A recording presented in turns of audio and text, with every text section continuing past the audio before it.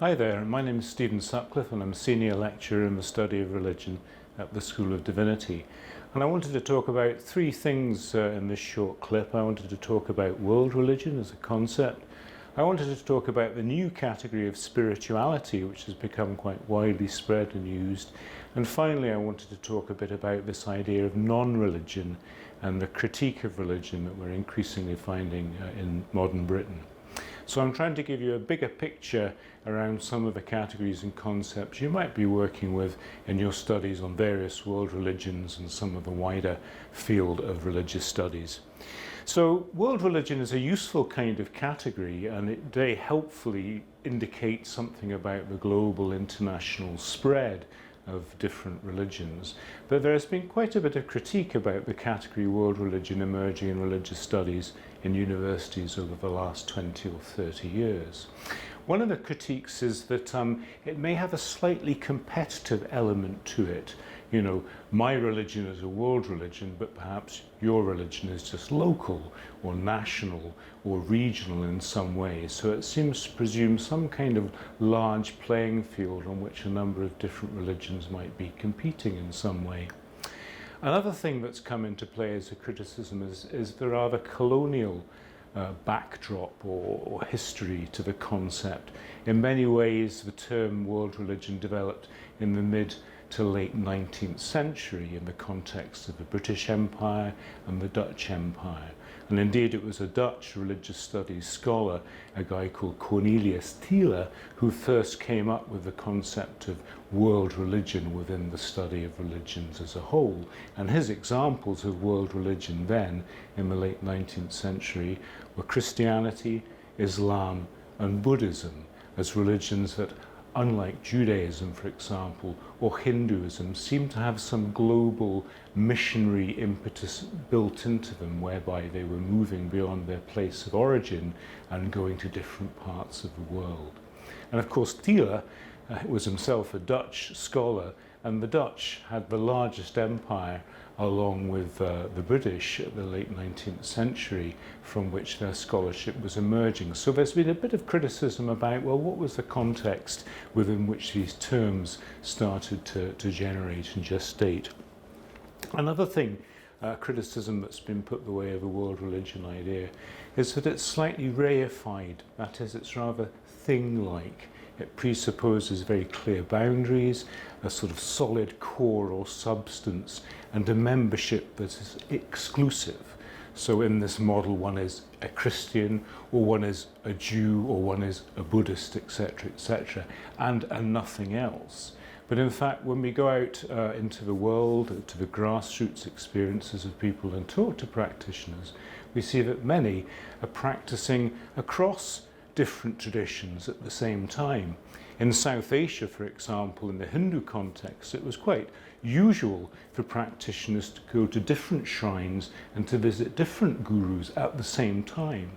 So the idea that one can only be a member of one religion, world or otherwise, is in many ways a particularly European kind of idea, and some scholars have also suggested quite a Protestant Christian idea, emphasizing the sole place, the sole tradition of practice. So that's another reason for being a little bit sort of skeptical about what the concept world religion brings into play in its wake.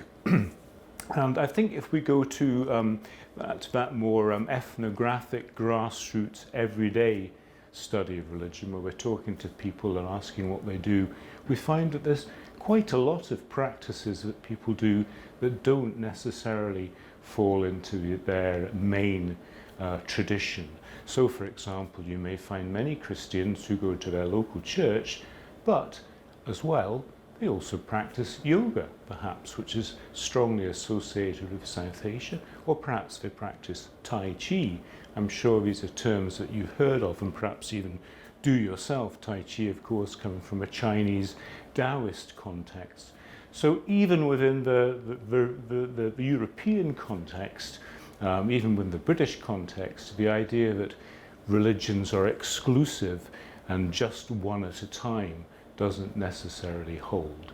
And a good book to show you here, a cover to show you by an American scholar, The Invention of World Religions, gives us a clue that world religions are a very recent categorical conceptual idea, and also the rather nice image shows us that underneath the appearance of the ground there's interesting clockwork cogs working away, doing some work that we may not be aware of when we first take up the concept, but a little bit of probing and digging down may uncover.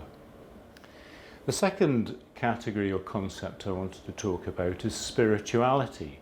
I'm sure that that term and the adjective spiritual you've come across quite a bit recently. You'll find it on the television, you'll find it on chat shows in the newspapers, and you find it being used by ordinary people in the street as well as by folks who are practitioners of a religion. Now, this term has arisen in particular, I think, will come to the fore from the late 1960s onwards, where traditional authorities were increasingly criticised, including the authority of religion, and people were looking for a more person-centred, experiential, subjective term to explain what they got out of religious life, if you like. So spirituality becomes used to emphasise the stuff that's personal to yourself, and in many cases it's contrasted either explicitly or implicitly with religion as an authoritative institution that kind of stands over and above the self who's involved in spirituality. And this development led some to talk about something they called spiritual but not religious, a category called SBNR. And for quite a period of time, people were running with this, thinking that the two things were completely mutually exclusive. So if you were spiritual, you were not involved in religion, and if you were involved in a traditional religion, you were unlikely to be spiritual. And you find this kind of dichotomy or difference set out in a very good book called The Spiritual Revolution from 2005 by colleagues in Lancaster University. But you'll see the subtitle says, "Why Religion is Giving Way to Spirituality," with the message that it's either one or the other.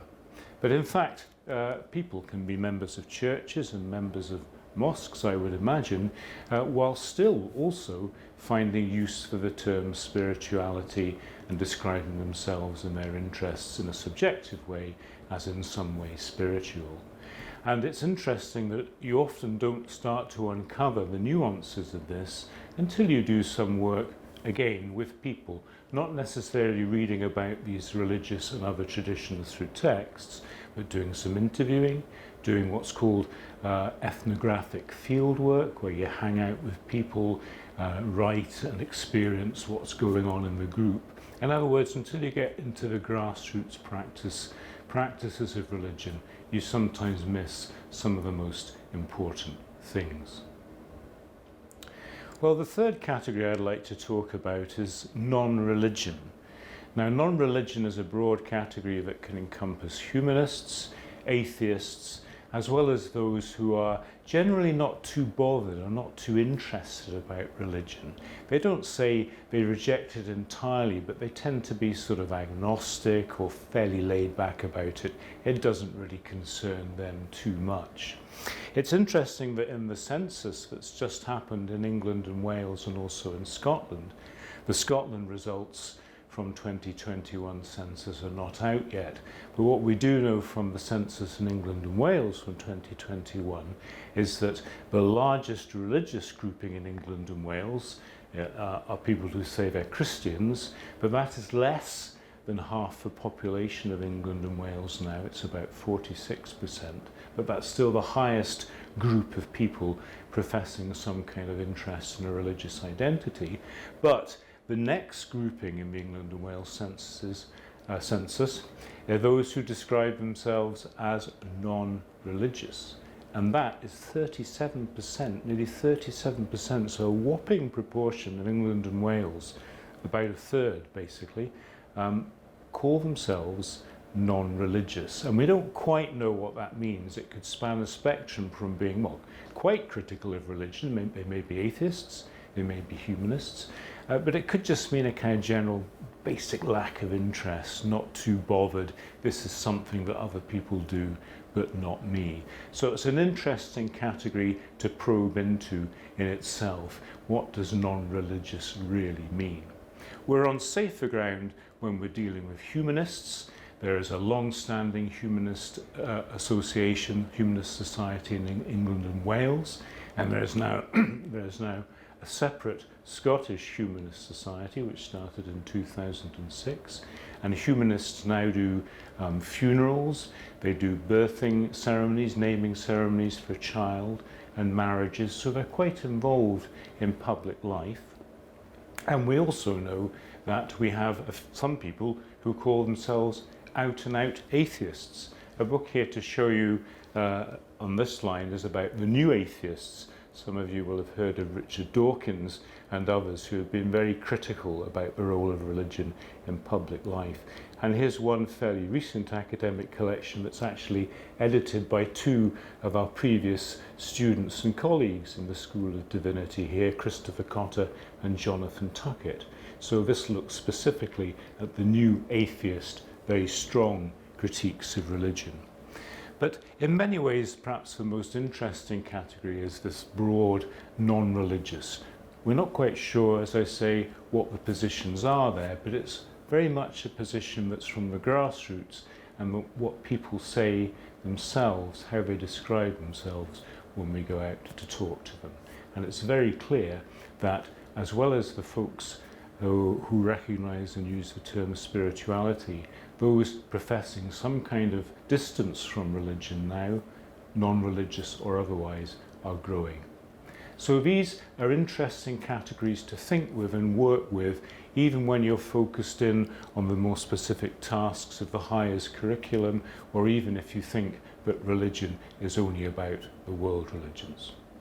Well, thanks very much for listening, and I hope you found it interesting. You can find out more about this material on the school website, and also I've written a collection where with some colleagues from Norway and elsewhere internationally that bring together some of my interests. And I should say then that if you come to the School of Divinity, you'll also get the chance to mix with international scholars from all over the world. Thanks again, and bye-bye.